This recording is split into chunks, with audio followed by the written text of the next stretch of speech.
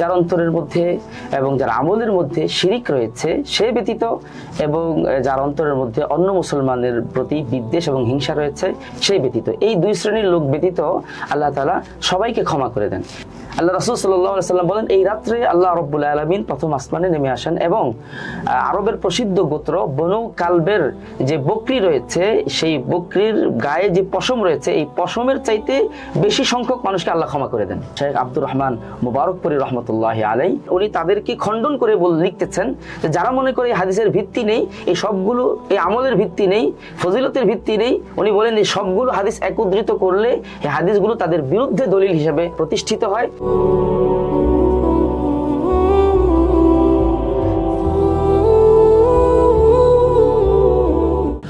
আসসালামু আলাইকুম ওয়া রাহমাতুল্লাহি ওয়া বারাকাতুহু। 36 নিউজের বিশেষ আয়োজন মুক্তিরাত শবে বরাতে স্বাগত জানাচ্ছি কাউসার লাবিব। আমরা আজকে শবে বরাত নিয়ে কথা বলবো। আমাদের সঙ্গে আজকে স্টুডিওতে উপস্থিত আছেন বিশিষ্ট ইসলামী আলোচক, গবেষক, নারায়ণগঞ্জ জামিয়া কারিমা মাদ্রাসার সিনিয়র মুহাদ্দিস মুফতি মানসুর জাহান কাসিমি হাফিজাহুল্লাহ। শেখ, আপনাকে 36 নিউজের স্টুডিওতে স্বাগত জানাচ্ছি। আলহামদুলিল্লাহ, আমি আপনাদের আজকের এই আয়োজনে অংশগ্রহণ করতে পেরে অনেক আনন্দিত এবং গর্বিত, এবং বাংলাদেশের মুসলমানদের জন্য আজকের দিনে আপনারা যে একটি চমৎকার আয়োজন করেছেন এটার জন্য আমি আপনাদেরকে অন্তরের গভীর থেকে কৃতজ্ঞতা এবং সাধুবাদ জ্ঞাপন করছি। অনেক অনেক ধন্যবাদ আপনাকে। আমরা আবারও আল্লাহ তাআলার অশেষ রহমতে একটি শবে বরাত পেতে যাচ্ছি। শবে বরাত আমাদের সমাজের বিশেষ একটি আমল বা বিশেষ একটি উপলক্ষ বলে ধরা হয়। আমরা বাংলাদেশে দুটি রাতকে বিশেষ করে ঘটা করে পালন করি, শবে বরাত এবং শবে কদর। আমরা যেটা দেখে থাকি, শবে কদর বা শবে বরাত নিয়ে আমাদের অনেকে যেহেতু বছরে একবার আসে, তো আমাদের অনেকের জানার অভাব থাকে। শবে বরাত নিয়ে আজকে যদি আমরা জানতে চাই যে শবে বরাত আসলে কি এবং ইসলামী দৃষ্টিভঙ্গি থেকে বিষয়টিকে কিভাবে দেখা হয়। চমৎকার একটি প্রশ্ন করেছেন। আসলেই শবে বরাত যেহেতু বছরে একটি রাত এবং একবারই এসে থাকে, আমাদের এই বিষয়ে অনেকেরই জানাশোনা যথেষ্ট কমতি রয়েছে, তাই এভাবে আলোচনার মাধ্যমে বিষয়টিকে পরিচ্ছন্ন করা আসলেই দরকার, একটি প্রয়োজন। তো সেই জায়গা থেকে আপনি আমাকে প্রশ্ন করেছেন শবে বরাত কি। শবে বরাত হলো ইসলামের একটি গুরুত্বপূর্ণ এবং মহিমান্বিত বরকতময় একটি রজনী। এই রজনী এটি অসংখ্য হাদিস এবং সালফে সালেহিনের আসার দ্বারা, আসলাফদের থেকে অনেক ভাষ্য দ্বারা এই রাত্রটি প্রমাণিত রয়েছে এবং এই রাতের ফজিলত প্রমাণিত রয়েছে। শবে বরাত এখানে মূলত দুইটি শব্দ, একটি হলো সব আর একটি হলো বারাআত। সব শব্দটি ফার্সি ভাষা থেকে আগত। সব শব্দের অর্থ হলো রাত, আর বারাত শব্দের অর্থ হলো নিষ্কৃতি, মুক্তি, নাজাত এবং ক্ষমা। তো দুই শব্দের সমন্বয়ে তৈরি হয়েছে শবে বরাত। আমরা যদি দুইটিকে মিলিয়ে অর্থ করি তাহলে এর অর্থ দাঁড়ায় ক্ষমার রাত্রি এবং নিষ্কৃতি এবং নাজাত লাভের রাত্রি। শবে বরাতকে ক্ষমার রাত্রি এজন্যই বলা হয় যে হাদিসে পাকের মধ্যে এসেছে আল্লাহ রাব্বুল আলামিন এই দিনে আল্লাহ তাআলার অসংখ্য গুনাহগার এবং পাপী বান্দাদেরকে ক্ষমা করে থাকেন, তাদেরকে জাহান্নাম থেকে মুক্তি দিয়ে থাকেন। এই জন্যই এটাকে শবে বরাত বলা হয়ে থাকে। এই বিষয়ে আরেকটি বর্ণনা আমি বলবো যে শেখ আব্দুল কাদের জিলানী রহমতুল্লাহি আলাইহির প্রসিদ্ধ যে কিতাব রয়েছে গুনিয়াতুত তালিবিন, ওই কিতাবের মধ্যে 36 নং পৃষ্ঠায় তিনি বলেন যে ইন্নামা সুম্মিয়াত লাইলাতুল বারাআতি বারাআতান লিআন্না ফিহা বারাআতাইন, বারাআতান লিল আশকিয়াই মিনার রহমান ওয়া বারাআতান লিল আউলিয়াই মিনাল খিযলান। শেখ বলেন যে শবে বরাতকে শবে বরাত বলা হয় এই জন্যই যে এই রাতের মধ্যে দুটি মুক্তির ব্যবস্থা রয়েছে। একটি হলো আল্লাহ তাআলা তার পাপিষ্ঠ বান্দাদেরকে আল্লাহর আযাব থেকে মুক্তি দিয়ে থাকেন, আরেকটি হলো যে আল্লাহ তাআলার প্রিয় বান্দাদেরকে হতাশা, ব্যর্থতা থেকে আল্লাহ তাআলা মুক্তি দিয়ে থাকেন। এতে বোঝা গেল যে শবে বরাতের মহিমা এতই বেশি যে এই রাত্রে সকল স্তরের লোকদের জন্য ক্ষমা এবং মুক্তির ব্যবস্থা রয়েছে। শবে বরাতের মহিমার কথা আপনি বলছিলেন, এত বড় একটি উপলক্ষ যেহেতু এটি তো নিশ্চয়ই কোরআন হাদিসে থাকার কথা। শবে বরাত এই শব্দটি বা এটা কোরআন হাদিসে উল্লেখ আছে কিনা শবে বরাতের কথা? দেখুন, আমি কিছুক্ষণ আগে এই বিষয়টা ক্লিয়ার করেছি যে শবে বরাত এটা আরবি এবং ফার্সি এই দুই ভাষার সমন্বয়ে গঠিত একটি শব্দ। সব এটা ফার্সি ভাষা থেকে এসেছে। তো আমরা জানি কোরআন এবং হাদিস যেহেতু নিরেট আরবি ভাষায়, আল্লাহ তাআলা কোরআনুল কারীমের মধ্যে এটা স্পষ্ট করেছেন ইন্না জাআলনাহু কুরআনান আরাবিয়্যান লাআল্লাকুম তাকিলুন। আমি কোরআনকে আরবি ভাষায় নাজিল করেছি এবং আল্লাহ রাসূল সাল্লাল্লাহু আলাইহি ওয়াসাল্লামের হাদিসগুলো আরবি ভাষায়। তো ফার্সি ভাষার শব্দ শবে বরাত এটা তো আরবি ভাষায় থাকার কোনো প্রশ্নই আসে না। তো হুবহু এই শব্দে, স্পেসিফিক এই শব্দে কোরআন হাদিসে এটি থাকবে না, এটা একটা স্বাভাবিক ব্যাপার। আমি আরেকটু ক্লিয়ার করে যদি বলি, আমরা যেমন 5 ওয়াক্ত নামাজ আদায় করি, তো নামাজ তো আমরা সবাই আদায় করতেছি এবং নামাজের সপক্ষে অসংখ্য আয়াত এবং হাদিস রয়েছে, কিন্তু আমরা যদি কোরআন এবং সুন্নায় নামাজ শব্দটি তালাশ করতে যাই তাহলে এই শব্দটি আমরা কোথাও খুঁজে পাবো না। ঠিক তেমনি ভাবে আমাদের সামনে রমজান আসতেছে, রোজা আমরা পালন করি, রোজাকে যদি আমরা কোরআন সুন্নায় তালাশ করি তাহলে আমরা এটা খুঁজে পাবো না। কেন পাবো না? কারণ নামাজ এবং রোজা দুইটাই হলো ফার্সি শব্দ। ফার্সি শব্দকে আরবি ভাষার কোরআন সুন্নায় পাওয়া যাবে না, এটা একটা স্বাভাবিক ব্যাপার। তাহলে কি পাওয়া যাবে? হ্যাঁ, এটার প্রতিশব্দ আরবিতে রোজাকে মিন করার জন্য, নামাজকে বোঝানোর জন্য যে আরবি প্রতিশব্দ রয়েছে সেটা পাওয়া যাবে। নামাজের জন্য সালাত শব্দ পাওয়া যাবে, রোজার জন্য সিয়াম শব্দ পাওয়া যাবে। ঠিক তেমনি ভাবে শবে বরাত হুবহু এই শব্দটি পাওয়া যাবে না, কিন্তু শবে বরাতকে বোঝানোর জন্য এর আরবি যে প্রতিশব্দ রয়েছে সেটা খুব স্বাভাবিকভাবেই পাওয়া যাবে। হাদিসে পাকের মধ্যে এসেছে শবে বরাতকে বোঝানোর জন্য, হাদিসের মধ্যে আল্লাহ রাসূল বলেছেন লাইলাতুন নিসফি মিন শাবান, শাবানের মধ্য রজনী। এই লাইলাতুন নিসফি মিন শাবান শব্দটা আমরা অনেক হাদিসের মধ্যে পাবো, সুতরাং এটা হাদিসের মধ্যে নেই এটা বলা যাবে না। আর এই শব্দটা নেই ফার্সি হবার কারণে নেই, তবে মূলত শবে বরাত অন্য শব্দে হাদিসের মধ্যে এসেছে। শবে বরাতের আলোচনা আসলে একটা বিষয় সামনে আসে, বিশেষ চিন্তা বা বিশেষ দৃষ্টিভঙ্গি লালন করা মানুষজন বলে থাকে যে শবে বরাতের কোনো ভিত্তি নেই, ইসলাম এটিকে ভালোভাবে দেখে না, বা অনেক বাজে জিনিসের সঙ্গেও শবে বরাতের আমলকে তুলনা দেওয়া হয়, বা শবে বরাতে মানুষ যে আবেগ নিয়ে আমল করে সেটাকে তুলনা দেওয়া হয়। আসলে বিষয়টি কি যদি একটু আমাদেরকে বলতেন। আসলে যারা বলে থাকেন যে শবে বরাতের কোনো ভিত্তি নেই, আমি বলবো তাদের এই কথাটির কোনো ভিত্তি নেই, বরং অনেকগুলো হাদিস দ্বারা শবে বরাতের ফজিলত প্রমাণিত। আমি বলবো যে এখানে আমরা হাদিসের কিতাবগুলো তালাশ করে আমরা দেখেছি প্রায় 15 জন সাহাবী থেকে, যেমন প্রথম খলিফা হযরতে আবু বকর সিদ্দিক রাদিয়াল্লাহু তাআলা আনহু, দ্বিতীয় খলিফা ওমর ফারুক রাদিয়াল্লাহু তাআলা আনহু, চতুর্থ খলিফা আলী রাদিয়াল্লাহু তাআলা আনহু, আম্মা জান আয়েশা সিদ্দিকা রাদিয়াল্লাহু তাআলা আনহা, মুআদ ইবনে জাবাল রাদিয়াল্লাহু তাআলা আনহু, আবু সাঈদ খুদরি রাদিয়াল্লাহু তাআলা আনহু সহ এরকম আরো অনেক সাহাবা, প্রায় 15 জন সাহাবা থেকে অনেকগুলো বর্ণনায় শবে বরাতের ফজিলত প্রমাণিত হয়েছে। এমনি ভাবে এরপরে সাহাবায়ে কেরামের পরে আমাদের যাদেরকে অনুসরণ করতে বলা হয়েছে ওনারা হলেন তাবিঈন আযম। প্রায় আমরা হাদিসের কিতাবের মধ্যে, আসারের কিতাবের মধ্যে তালাশ করে দেখেছি প্রায় 22 জন তাবিঈ, ইমাম মাকহুল আশ-শামিঈ রাহমাতুল্লাহি আলাইহি, ইমাম আউজাঈ রাহমাতুল্লাহি আলাইহি, ইমাম যুহরি রাহমাতুল্লাহি আলাইহি, ইমাম ইসহাক ইবনে রাহওয়ী রাহমাতুল্লাহি আলাইহি, হাসান বসরি রাহমাতুল্লাহি আলাইহি এবং ইকরিমা রাহমাতুল্লাহি আলাইহি সহ এরকম বড় বড় প্রায় 22 জন তাবিঈ থেকে শবে বরাতের ফজিলত সংক্রান্ত হাদিসগুলো, আসারগুলো বর্ণিত হয়েছে। আমি এখানে কয়েকটা হাদিস তুলে ধরতে চাই। যেমন সহিহ ইবনে হিব্বানের মধ্যে 5665 নং হাদিসের মধ্যে এসেছে, আন আবি মুসা আল-আশআরী রাদিয়াল্লাহু তাআলা আনহু আন্নাহু قال رسول الله صلى الله عليه وسلم إن الله لا يطلع في ليلة النصف من شعبان فيغفر لجميع خلقه إلا لمشرك أو مشاحن।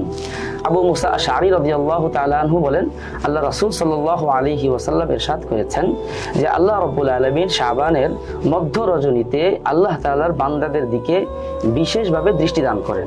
এরপর আল্লাহ তাআলা আল্লাহর সমগ্র বান্দাদেরকে ক্ষমা করে দেন, 2 শ্রেণীর লোক ব্যতীত, ইল্লা লিমুশরিকিন আও মুশাহিন, যার অন্তরের মধ্যে এবং যার আমলের মধ্যে শিরিক রয়েছে সে ব্যতীত, এবং যার অন্তরের মধ্যে অন্য মুসলমানের প্রতি বিদ্বেষ এবং হিংসা রয়েছে সে ব্যতীত। এই 2 শ্রেণীর লোক ব্যতীত আল্লাহ তাআলা সবাইকে ক্ষমা করে দেন।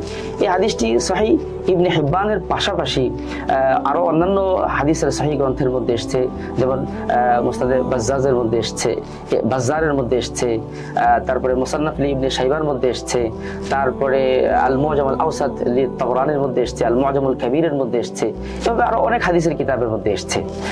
এই বিষয়ে আমি আরেকটি হাদিসও তুলে ধরতে চাই, সেটাও এই হাদিসটি এসেছে তিরমিজি শরীফের মধ্যে 739 নম্বর হাদিস এবং মুসনাদে আহমদের 26,008 নম্বর হাদিস।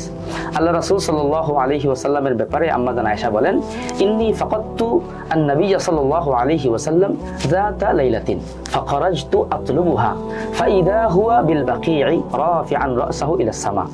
আম্মা জান আয়েশা সিদ্দিকা রাদিয়াল্লাহু তাআলা আনহা বলেন, এক রাত্রে আল্লাহ রাসূল সাল্লাল্লাহু আলাইহি ওয়াসাল্লাম আমার ঘরে ছিলেন। আমি রাত্রিবেলা আল্লাহ রাসূলকে আর পেলাম না। তো আমি আল্লাহ রাসূলকে খোঁজার জন্য ঘর থেকে বের হলাম। আমি খুঁজতে খুঁজতে আমি মদিনা মুনাওয়ারার যে কবরস্থান রয়েছে জান্নাতুল বাকি পর্যন্ত পৌঁছে গেলাম। সেখানে গিয়ে আমি দেখতে পেলাম আল্লাহ রাসূল সাল্লাল্লাহু আলাইহি ওয়াসাল্লাম তার হাত মুবারক আসমানের দিকে উঠিয়ে আল্লাহ রাসূল দোয়া করতেছেন। তো আমাকে আল্লাহ রাসূল সাল্লাল্লাহু আলাইহি ওয়াসাল্লাম দেখে বললেন, ইয়া আয়েশা, তুমি কি আশঙ্কা করতেছো ইয়াহিফাল্লাহু আলাইকি ওয়া রাসূলুহু, তুমি কি আশঙ্কা করতেছো যে আল্লাহ এবং তার রাসূল তোমার উপরে জুলুম করবেন? মানে তোমার জন্য যে নির্ধারিত রাত, সেই রাত তোমার সাথে না থেকে অন্য কোথাও চলে যাবেন, এই আশঙ্কা কি তুমি করছো? আমি বললাম, ইয়া রাসূলুল্লাহ, হ্যাঁ, আমার এমনই কিছু মনে হয়েছিল যে ইন্নাকা আতাইতা বা'দা নিসাইক, আপনি আপনার কোন স্ত্রীর ঘরে গিয়েছেন সম্ভবত। পরে আল্লাহ রাসূল আমাকে বললেন যে শোনো আয়েশা, তুমি কি জানো আতাদরি মা হাযিহি লাইলা, তুমি কি জানো এটা কোন রাত্রি? এটা হলো সেই শাবানের মধ্য রজনী, লাইলাতুন নিসফি মিন শাবান, ইয়ানজিলুল্লাহু তাবারাকা ওয়া তাআলা ইলা সামাঈদ দুনিয়া ফায়াগফিরু লি আকসারা মিন আদাদি শা'রি গানামি কালবিন। আল্লাহ রাসূল সাল্লাল্লাহু আলাইহি ওয়াসাল্লাম বলেন, এই রাত্রে আল্লাহ রাব্বুল আলামিন প্রথম আসমানে নেমে আসেন এবং আরবের প্রসিদ্ধ গোত্র বনু কালবের যে বকরি রয়েছে, সেই বকরির গায়ে যে পশম রয়েছে, এই পশমের চাইতে বেশি সংখ্যক মানুষকে আল্লাহ ক্ষমা করে দেন। সুবহানাল্লাহ। তো এখান থেকে যে হাদিসের যেটা আমরা বলবো যে বনু কালব আরবের একটি প্রসিদ্ধ গোত্র, তারা বকরি পালনে অভ্যস্ত। তাদের প্রতিটা ফ্যামিলিতে অনেকগুলো করে বকরি তারা পালতো। কোনো ফ্যামিলিতে 200, 500, 1000 করে বকরি তারা লালন পালন করতো। তো সেই বকরির পিঠে যে পশম রয়েছে, এর চাইতেও বেশি সংখ্যক পরিমাণ মানুষকে আল্লাহ তাআলা এই রাতে ক্ষমা করে দেন। হাদিসটি তিরমিজি শরীফের মধ্যে এসেছে, মুসনাদে আহমদের মধ্যে এসেছে, এরকম আরো অনেক হাদিসের কিতাবের মধ্যে এসেছে। মুহাদ্দিসিনে কেরামের কেউ কেউ হাদিসের সনদের ব্যাপারে কিছুটা আপত্তি তুললেও অধিকাংশ মুহাদ্দিস এই হাদিসের ব্যাপারে বলেছেন যে এটি একটি আমলযোগ্য হাদিস।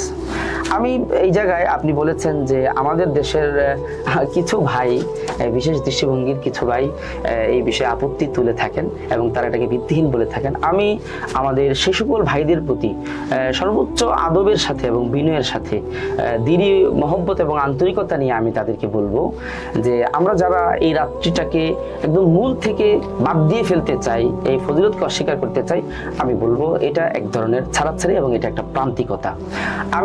আমি বলবো যে আমাদের দেশের সালাফি এবং আহলে হাদিস দাবিদার যে সকল ভাইরা রয়েছে, ওনারা যাদেরকে ফলো করে থাকেন, ওনাদের আমলি জীবনে, ধর্মীয় অঙ্গনে ওনারা যাদেরকে ফলো করে থাকেন, আমি এরকম 3 জন মহান ব্যক্তির আলোচনা থেকেই শবে বরাতের ফজিলত তুলে ধরবো, একটু যদি আপনারা আমাকে সময় দেন। জি জি, অবশ্যই অবশ্যই। আমি বলবো প্রথমত শাইখুল ইসলাম ইবনে তাইমিয়া রাহমাতুল্লাহি আলাইহি সালাফি এবং মাযহাবী ঘরানা উভয় শ্রেণীর দিনদার ব্যক্তিবর্গ যারা, তারা ওনাকে একজন মান্যবর ইমাম এবং শাইখুল ইসলাম সবাই ওনাকে স্বীকৃতি দিয়ে থাকেন। তো শাইখুল ইসলাম ইবনে তাইমিয়া রাহমাতুল্লাহি আলাইহির প্রসিদ্ধ একটি গ্রন্থ রয়েছে মাজমুউল ফাতাওয়া। সেই মাজমুউল ফাতাওয়ার 23 নং খণ্ডের 136 নং পৃষ্ঠায় তিনি লেখেন, লাইলাতুন নিসফি মিন শাবান ফাকাদ রুবিয়া ফিহা মিনাল আহাদিস আল মারফুআ ওয়াল আথার মা ইয়াকতাদি আন্নাহা লাইলাতুন মুফাদ্দালা। তিনি বলেন যে শাবানের মধ্য রজনীর বিষয়ে যে সকল মারফু হাদিস বর্ণিত রয়েছে এবং যে সকল আসার বর্ণিত রয়েছে, এত বেশি পরিমাণে বর্ণিত রয়েছে, এগুলো দ্বারা প্রমাণিত হয় যে এটি একটি লাইলাতুল মুফাদ্দালা, এটি একটি বরকতময় এবং একটি মহিমান্বিত রাত্রি। এবং তিনি বলতে চান, ওয়া ইন্না মিনাস সালাফ মান কানা ইয়াখুসসুহা বিসসালাতি ফিহা। এবং তিনি বলেন যে আমাদের সালফে সালিহিন অনেকেই এই রাত্রে বিশেষভাবে নামাজ আদায় করতেন, ইবাদতের মধ্যে কাটাতেন। এবং এই মাসের রোজার ব্যাপারে উনি বলেন যে ওয়াকাদ ওয়ারাদা ফিস সিয়ামি ফিহি আহাদিস মারফুআ কাসীরা। এই মাসের রোজার ব্যাপারে অনেক সহিহ মারফু হাদিস বর্ণিত রয়েছে। এর থেকে বোঝা যায় এই রাতের ফজিলত রয়েছে।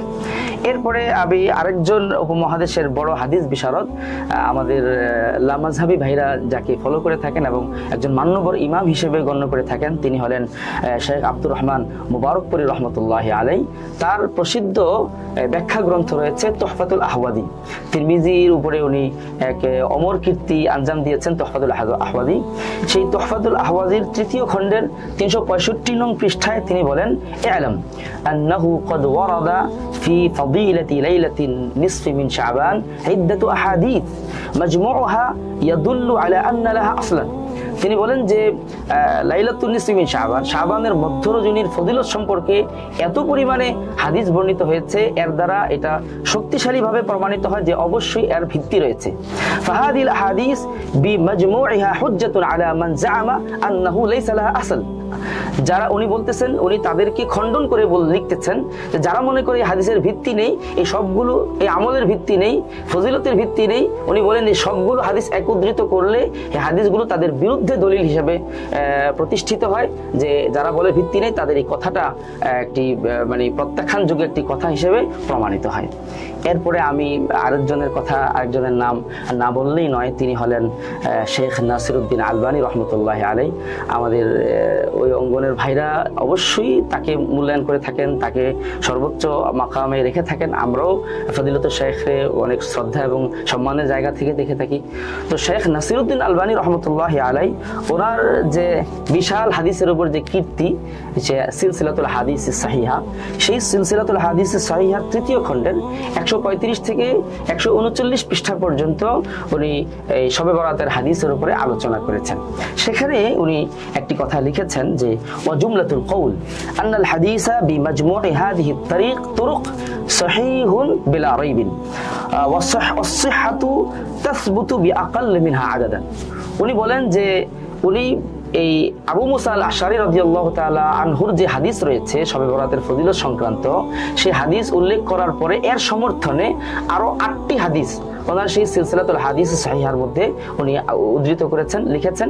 এর উপরে তিনি বলেন যে এই সবগুলো হাদিস মিলিয়ে এটা প্রমাণিত হয় যে অবশ্যই এই রাতের ফজিলত রয়েছে, এবং যারা বলবে যে এই রাতের ফজিলত প্রমাণিত নয় তাদের বিরুদ্ধে এটা একটি দলিল হিসেবে, অনেক শক্তিশালী দলিল হিসেবে এটাকে গ্রহণ করা যায়।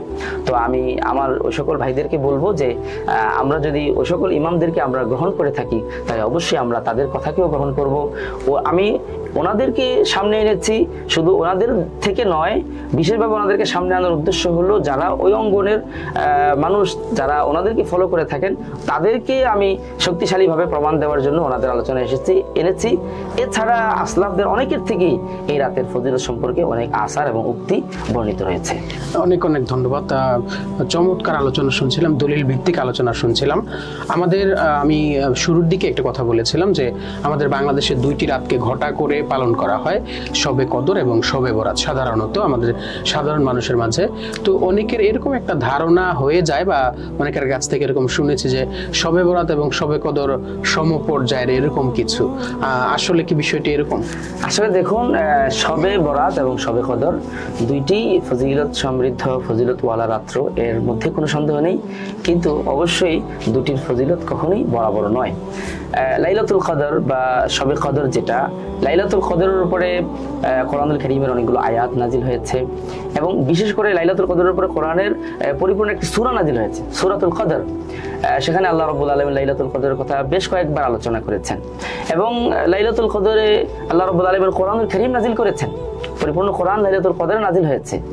এবং লাইলাতুল কদরের ব্যাপারে আল্লাহ রাব্বুল আলামিনের ঘোষণা হলো লাইলাতুল কদরি খায়রুম মিন আলফি শাহর। লাইলাতুল কদর এর ইবাদত, এক রাতের আমল 1000 মাসের আমলের চাইতে বেশি মূল্যবান, আল্লাহর কাছে বেশি দামি। এবং অসংখ্য হাদিসে লাইলাতুল কদরের ফজিলত এসেছে, কিন্তু লাইলাতুল কদরের ব্যাপারে যেই পরিমাণ এসেছে শবে বরাতের ব্যাপারে এই পরিমাণ আসেনি। এবং শবে বরাতের ব্যাপারে স্পষ্ট করে আমরা কোনো আয়াতও পাই না, এভাবে সূরাও নেই। তো উভয়টা অবশ্যই ফজিলতের রাত্রি, কিন্তু কখনোই শবে বরাত লাইলাতুল কদর বা শবে কদরের সমপর্যায়ের নয়। দুইটার পর্যায় আলাদা আলাদা এবং ভিন্ন ভিন্ন।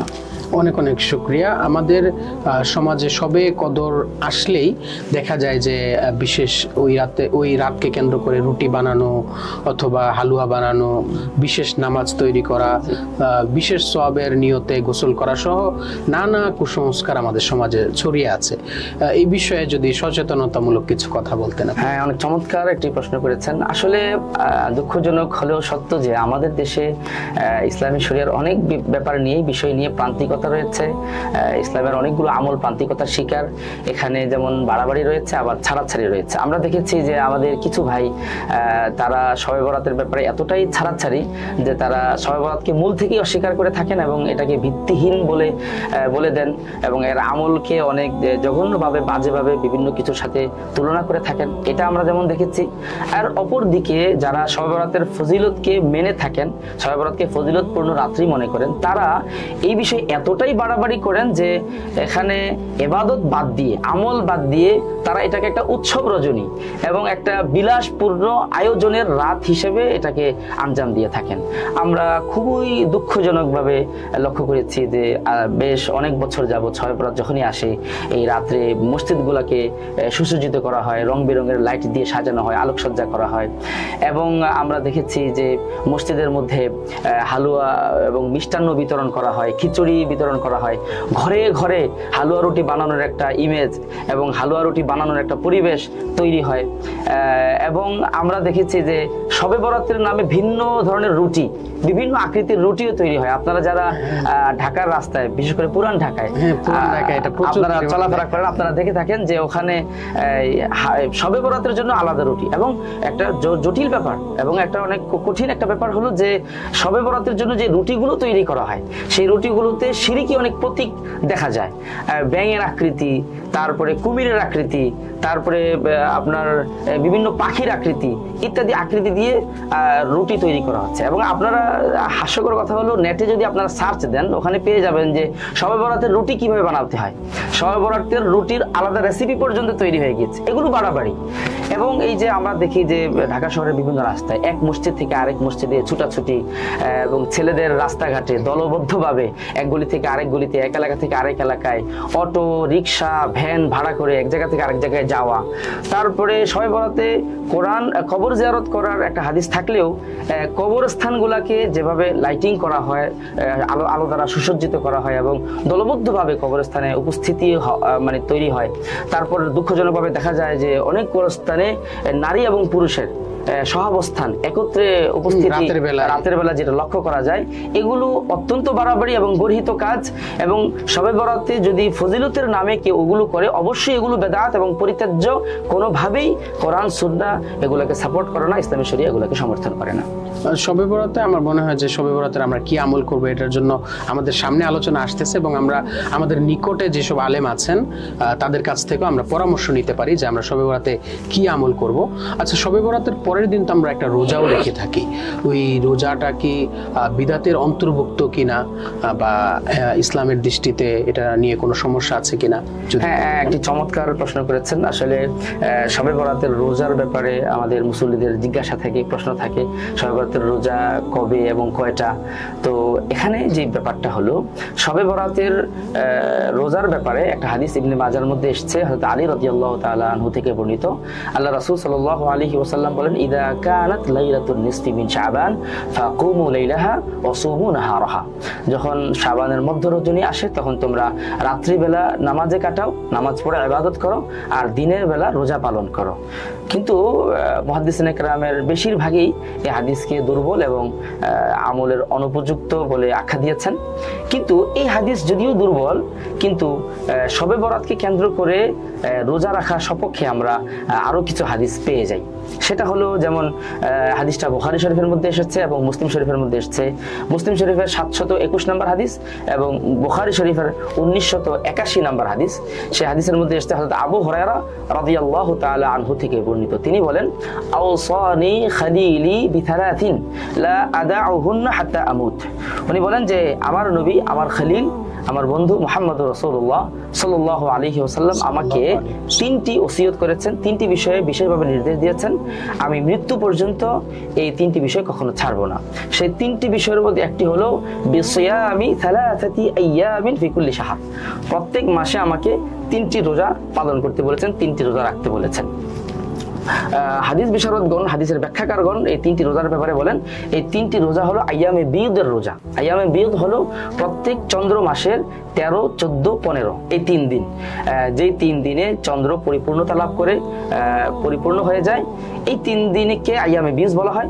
এবং এই 3 দিন রোজা রাখার নির্দেশ এই হাদিসের মধ্যে যেমন এসেছে, এবং আরো অন্যান্য হাদিসের মধ্যেও আল্লাহ রাসূল সাল্লাল্লাহু আলাইহি ওয়াসাল্লামের হাদিসের যে ধারাবাহিক অভ্যাস, সেই বিষয়ে বলা হয়েছে যে রাসূল সাল্লাল্লাহু আলাইহি ওয়াসাল্লাম প্রত্যেক সপ্তাহের 2 দিনে সোমবার এবং বৃহস্পতিবার রোজা পালন করতেন, এবং প্রত্যেক মাসে 3 দিন এই আইয়ামে বীজের 13, 14, 15 এই 3 দিন রোজা পালন করতেন।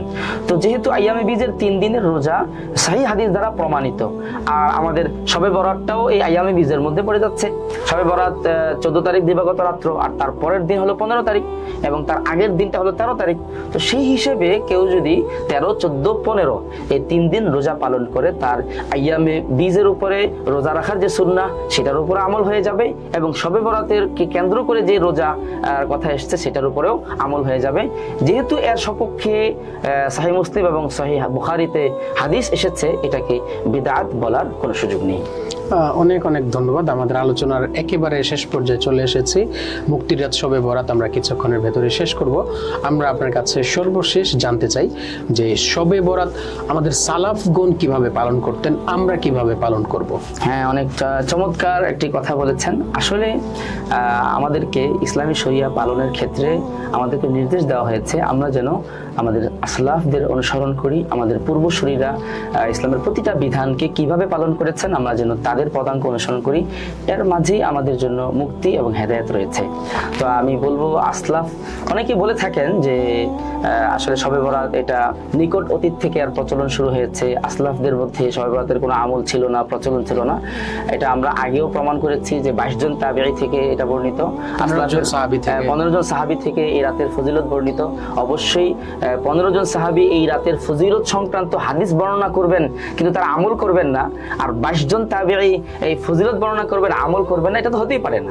তো এই কারণে আসলাফদের থেকে এই রাতের আমলের ব্যাপারে চমৎকার কিছু কথাবার্তা এসেছে। যেমন আমরা ইতিহাসের কিতাবের মধ্যে পেয়েছি যে আমাদের যেই খলিফায়ে রাশিদা হিসেবে, যাকে খেলাফতে রাশিদা হিসেবে যার যুগটাকে গণ্য করা হয়, ওমর ইবনে আব্দুল আজিজ রাহমাতুল্লাহি আলাইহি, তিনি তার পক্ষ থেকে নিযুক্ত বসরার গভর্নরকে একটা চিঠি লিখেছিলেন। সেই চিঠিতে তিনি তাকে বিশেষভাবে বলেছিলেন যে আলাইকা বিআরবাআতি লায়াল, তুমি 4টি বছরের 4টি রাতের ব্যাপারে খুব যত্নবান থাকবে।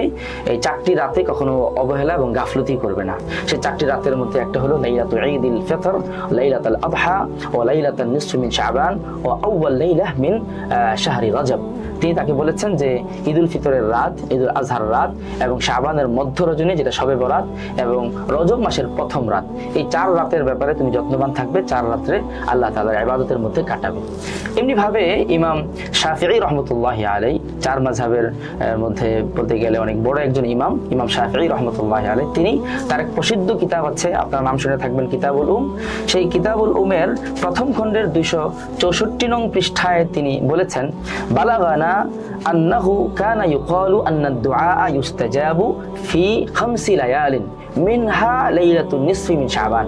তিনি বলেন যে আমরা আমাদের বড়দের থেকে, মানে ইমাম শাফিঈ রাহমাতুল্লাহি আলাইহি বলছেন যে আমরা আমাদের পূর্বসূরীদের থেকে, তাহলে ব্যাপারটা কত আগের, যে আমরা আমাদের পূর্বসূরীদের থেকে শুনেছি তারা বলতেন যে 5 রাত্রিতে আল্লাহ তাআলা দোয়া কবুল করেন, কোনো দোয়া ফেরত দেন না।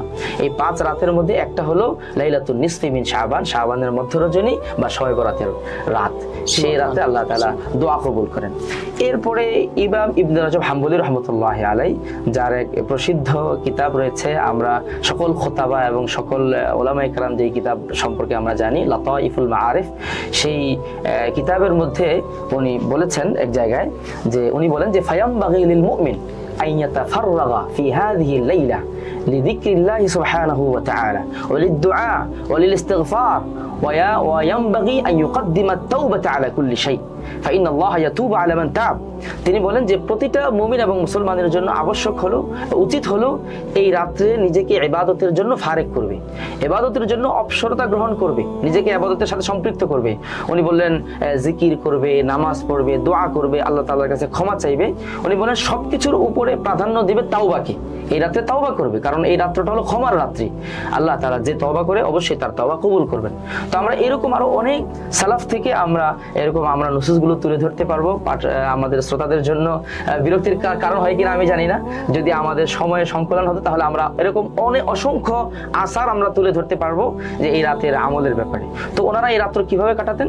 নামাজের মধ্যে, জিকিরের মধ্যে, তিলাওয়াতের মধ্যে, দোয়ার মধ্যে, বিশেষ করে ইস্তেগফার এবং তওবার মধ্যে। যেহেতু এটা মুক্তির রাত। আমরা একেবারে শেষ পর্যায়ে চলে এসেছি। 36 নিউজের দর্শকদের জন্য শবে বরাত সংক্রান্ত আমল বা সার্বিক বিষয়ে আপনার যদি কিছু বলার থাকে, যদি কিছু বলতেন। জি, আমি আমাদের 36 নিউজের দর্শকদের জন্য যেটা বলবো, লম্বা আলোচনা হয়েছে শবে বরাতের উপরে। আমি মনে করি এই আলোচনা শোনার পরে শবে বরাত বিষয়ে কারো অস্পষ্টতা এবং জটিলতা থাকার কথা না। আমি শেষে একটা কথাই বলবো যে সহিহ ইবনে হিব্বানের মধ্যে যে হাদিসটা এসেছে যে আল্লাহ তাআলা হযরত আবু মুসা আশআরী রাদিয়াল্লাহু তাআলা আনহু থেকে, আমি আবার রিপিট করতে চাই, ওই হাদিসের দিকে ফিরতে চাই। সেই হাদিসের মধ্যে যেটা বলা হয়েছে যে আল্লাহ রাব্বুল আলামিন আল্লাহর সকল বান্দাদের দিকে বিশেষভাবে দৃষ্টি দান করেন এবং আল্লাহ তাআলা সবাইকে ক্ষমা করে দেন, দুই শ্রেণীর লোক ব্যতীত। সেই দুই শ্রেণীর লোক, একটা হলো যার আমলের মধ্যে, যার আকীদার মধ্যে শিরিক রয়েছে এবং যার অন্তরের মধ্যে হিংসা এবং বিদ্বেষ রয়েছে। এই দুই শ্রেণীর লোক ছাড়া আল্লাহ তাআলা সবাইকে ক্ষমা করে দেন। সুতরাং এই রাত্রে আমরা যদি ক্ষমা পেতে চাই, এই রাত্রের ক্ষমার দরজা সকলের জন্য উন্মুক্ত, ক্ষমা সকলের জন্য অবারিত। আল্লাহ তাআলা ক্ষমার ব্যাপকতা রেখেছেন এই রাত্রে। আমরা যদি ক্ষমা পেতে চাই তাহলে আমাদেরকে দুইটা কাজ করতে হবে। একটা হলো আমাদের নিজেদেরকে শিরিক থেকে নিজেদেরকে মুক্ত করতে হবে, আমাদের অন্তরকে হিংসা থেকে, বিদ্বেষ থেকে পরিচ্ছন্ন করতে হবে, পরিশুদ্ধ করতে হবে। আমরা যদি এই দুইটা কাজ করতে পারি তাহলেই এই মহিমান্বিত এই ক্ষমার রাত্রের ক্ষমা, বিশেষ ক্ষমা আমরা পেয়ে যাব। আমি নিজের জন্য এবং 36 নিউজের শ্রোতাদের জন্য বলবো, আসুন আমরা সবাই নিজেদেরকে শিরিক থেকে এবং হিংসা বিদ্বেষ থেকে পবিত্র করি, আল্লাহ তাআলার ক্ষমা লাভে ধন্য হই। আল্লাহ তাআলা আমাদের সবাইকে ক্ষমা করে দিন। অনেক অনেক ধন্যবাদ, আমাদেরকে ব্যস্ততার মাঝে সময় দিয়েছেন। আবার কোন অনুষ্ঠানে আপনাকে আমরা পাবো সেই প্রত্যাশা করছি ইনশাআল্লাহ। আপনাদেরকেও আমি অনেক অনেক ধন্যবাদ এবং শুকরিয়া জ্ঞাপন করছি যে আপনারা 36 নিউজের শ্রোতাদের জন্য এমন চমৎকার একটি আয়োজন করেছেন। আমি কামনা করব যে আপনারা এই জাতীয় আয়োজনগুলোর ধারাবাহিকতা রক্ষা করবেন। আমাকে আমন্ত্রিত করার জন্য আমি আপনাদেরকে অন্তরের গভীর থেকে কৃতজ্ঞতা এবং আপনাদের সাধুবাদ জানাচ্ছি। প্রিয় দর্শক, আমরা শবে বরাতের বিশেষ আয়োজন মুক্তিরাত শবে বরাত দেখছিলাম। আপনারা ছিলেন 36 নিউজের সঙ্গে, আপনাদের সঙ্গে ছিলাম আমি কাউসার লাবিব। আবারও কোন আয়োজনে কথা হবে, দেখা হবে। সে পর্যন্ত আমাদের সঙ্গে থাকবেন। আসসালামু আলাইকুম।